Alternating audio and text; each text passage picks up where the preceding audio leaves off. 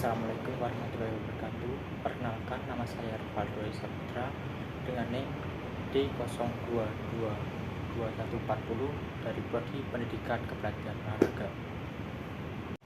Ya, di sini saya akan mepresentasikan materi dari mata kuliah pengantar pendidikan yang bertema pengertian lembaga pendidikan sebagai industri pengetahuan. Apa sih yang dimaksud industri pengetahuan dan pekerjaan pengetahuan itu? Menurut Negleb 1982, industri pengetahuan dan pekerjaan pengetahuan merupakan dua istilah yang sulit dipisahkan.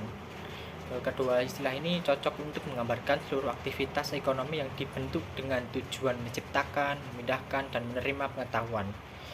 Industri pengetahuan merujuk pada lembaga yang dibentuk sebagai wahana mengumpulkan, menciptakan, memindahkan, dan menerima pengetahuan yang langsung atau tidak langsung memiliki nilai ekonomis.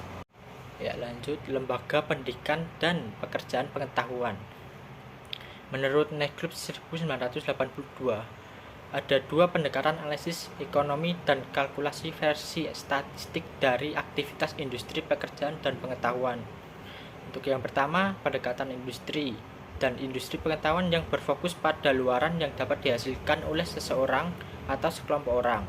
Jadi pendekatan ini mengacu pada analisis tingkat produktivitas yang dapat dihasilkan oleh seseorang atau sekelompok orang untuk jenis pekerjaan tertentu dengan satuan waktu yang tertentu pula, termasuk tingkatan produktivitas dalam proses produksi pengetahuan. Yang kedua, pendekatan pemanfaatan yang berfokus pada masukan tenaga kerja per individu yang terlibat dalam produksi pengetahuan. Pendekatan ini merujuk pada karakteristik masukan yang menjadi persyaratan bagi orang-orang yang terlibat di dalam produksi pengetahuan. Di luar kerangka itu, dikenal pula pendekatan proses atau informasi yang merujuk pada persyaratan proses seperti apa yang digendak dalam produksi pengetahuan. Ya, lanjut, pendidikan dan pengetahuan. Pendidikan merupakan wahana sekaligus industri pengetahuan. Sekolah dan lembaga pendidikan formal merupakan bagian dari pabriknya. Keluarga pun berperan sebagai wahana transformasi pengetahuan sekaligus sebagai industri pengetahuan itu.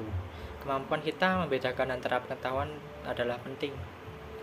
Menurut Negleb 1982, tidak ada cara mengukur pengetahuan karena pengetahuan itu berbeda dengan pemahaman. Maksudnya adalah bahwa pengetahuan akan berkembang secara tanpa batas, dan aktivitas untuk menyeburkan pengetahuan bersifat tanpa akhir selagi masih ada manusia peradaban. Seseorang bahkan tidak dapat mengatakan bahwa pengetahuan dihasilkan ketika sedikit orang belajar mengetahui hal yang sebelumnya tidak diketahui oleh siapa saja, atau ketika banyak orang belajar mengetahui apa yang sudah diketahui orang lain. Ya, lanjut, pendidikan dan kebebasan siswa. Pendidikan adalah proses diskusi kelompok terus-menerus yang memungkinkan orang memperoleh pengetahuan kolektif yang dapat mereka gunakan untuk mengubah masyarakat.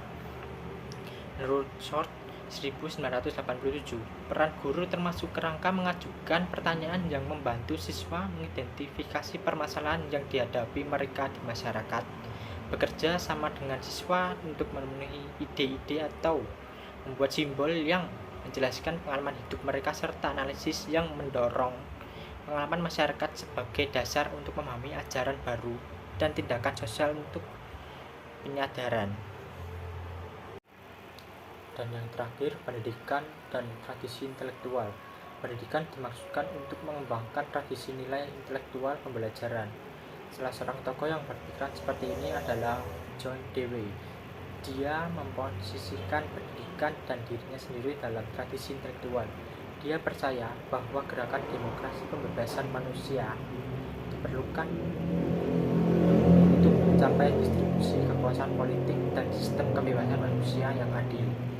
Namun demikian, menganut aliran Dewey ini tidak luput dari kritik telah diajukan atas pemikiran Dewey para pengikutnya, terutama berkaitan dengan keterbatasan dalam pendidikan, khususnya cara mereka yang dipraktikkan pada banyak sekolah swasta elit. Praktik penyelenggara Sekolah sering kali menjelaskan ras, etnis, dan kondisi ekonomi. Pendidikan sejati harus mengembangkan masyarakat dengan mengabaikan spektrum perbedaan manusia dan dampak pendidikan dan tradisi intelektual berkelompok untuk mengembangkan diri. Kesimpulan, sebagai manusia yang berpendidikan, kita dituntut untuk dapat mengembangkan pengetahuan yang kita miliki.